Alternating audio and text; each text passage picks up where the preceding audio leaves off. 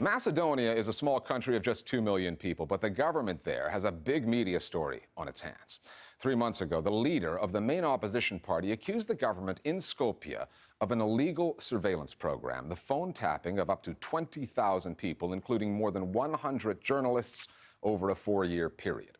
The Prime Minister, Nikola Gruevski, has denied the allegations. He says the recordings are fabricated, even though some of his top ministers resigned just this past week, as well as his intelligence chief.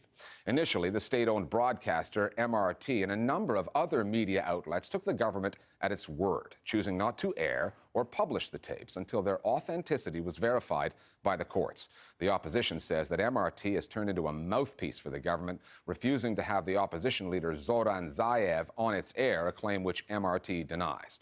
All of this is happening as Macedonia seeks to join the European Union, and EU officials in Brussels are watching the developments closely. The Listening Post's Phillips now on what the opposition in Skopje is calling the truth about Macedonia.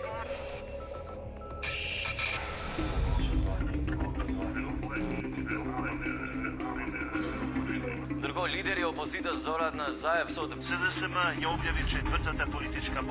They've become known as political bombs. Имаме аудиоматериали кои разобличуваат директната спрега. Премиер, УБК, медиуми. A series of allegedly wiretapped conversations suggesting the Macedonian Prime Minister, Nikola Gruevski, and his government have been conspiring to, among other things, rig media coverage.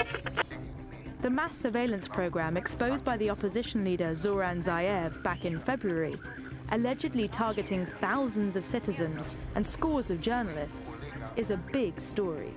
But it took the resignation of government ministers this past week for the state-owned broadcaster to address the story head-on. Што друго стоеше во писмените оставки? Фрапантно е. Amazingly, neither the leader of the opposition nor anyone else from the party has been invited by the public broadcaster on any political show in the last 3 months. The public broadcaster has a legal obligation to report on every development in the country, but as the editor-in-chief of Macedonian radio and television has said, they are refusing to report on this scandal in any of their news programs. Shame on them. I sincerely regret that one of the biggest scandals in Macedonia's recent history has been revealed by a political party. It's a bit strange. If you ask me, in any normal situation, this would have been a subject for investigative journalism.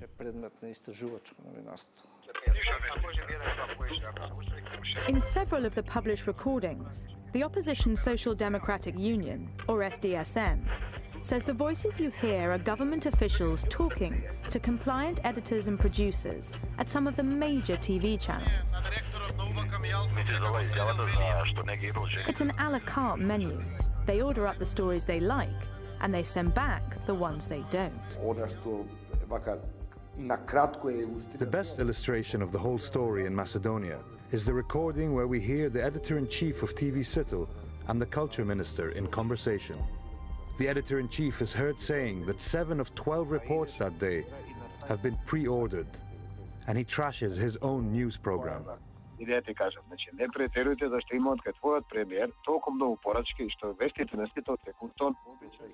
This is a very explicit example of the media providing favorable coverage in return for government kickbacks.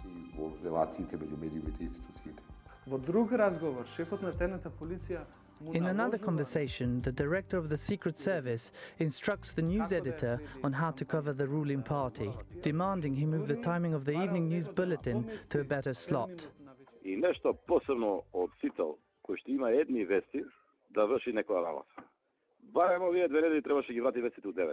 This is nothing other than directly editing the news program. In fact, the director of the Secret Service has basically become the editor-in-chief. I am convinced that other editors work in the same way. The media is turning into nothing more than propaganda. We contacted the state-owned broadcaster MRT over the opposition's allegations that not a single member of the party had been invited on the channel in the last 3 months. The MRT board sent us a statement which said, "We reject all accusations directed at MRT over the absence of SDSM officials. We are facing a boycott from the opposition, And the most striking example is an invitation we extended to Zoran Zaev 10 days ago, which he rejected. We followed up and asked if there were any other invitations over the previous 2.5 months since the surveillance scandal broke. The MRT official told our producer he couldn't remember, and our attempt to get a clear answer from anyone else at the channel proved futile. So draw your own conclusions. Macedonia is a polarized country, with each side pointing the finger. And the government has its supporters, some of whom are in the media. I believe we are facing a situation where the leader of the opposition, Zoran Zaev, has faked the material. We have no proof that the tapes are authentic. So now, when we have this series of crimes, do you really expect the media to get involved in covering the release of these audios? Given the fact that no one has contested these recordings, I'm assuming they are true. Just a few days ago, the leader of the opposition revealed a list of journalists whose phones have been wiretapped, and my name was near the top. These journalists were tapped because they have critical views. Someone does not like them, and that's why we're being targeted. Tomislav Keziorowski has had a rough couple of years. He's just been released from prison after a controversial sentence was overturned to find he's once again top of the government's watchdog list. Borjan Jovanovski, an independent journalist for Nova TV, discovered he was also a target, but he wasn't just being tapped. Last month, he says a death threat in the form of a funeral wreath was delivered to his door, sparking fellow journalists to hold their own vigil in sympathy.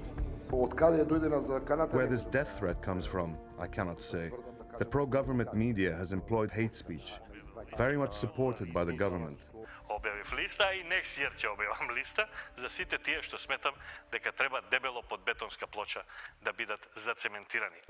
And I can say for sure that this threat is an example of that. Macedonia's ranking in the Reporters Without Borders Press Freedom Index has fallen 83 places in just 6 years. Constant pressure on voices critical of the government is one factor. But the closure of the biggest independent TV channel, A1, is another.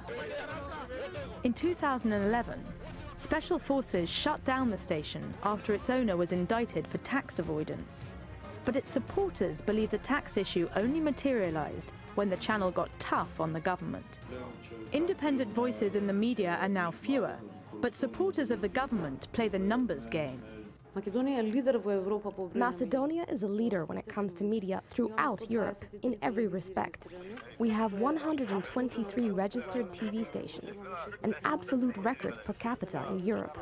We have 6 national channels, each with their own unbiased editorial policies. Crucially, this means that important information cannot be buried. We have an absurd situation. 180 broadcast outlets, but all of these media are weak and unprofessional. The government frequently stresses the numbers, but they forget to say they all have an identical output. Macedonians do not get balanced information about the society, so it is hardly surprising that we are in such a deep political crisis. The media are not part of the solution. They are part of the problem. With each day that passes, the political crisis in Macedonia deepens. The Prime Minister is looking increasingly isolated. It may not be long before all media are covering his story.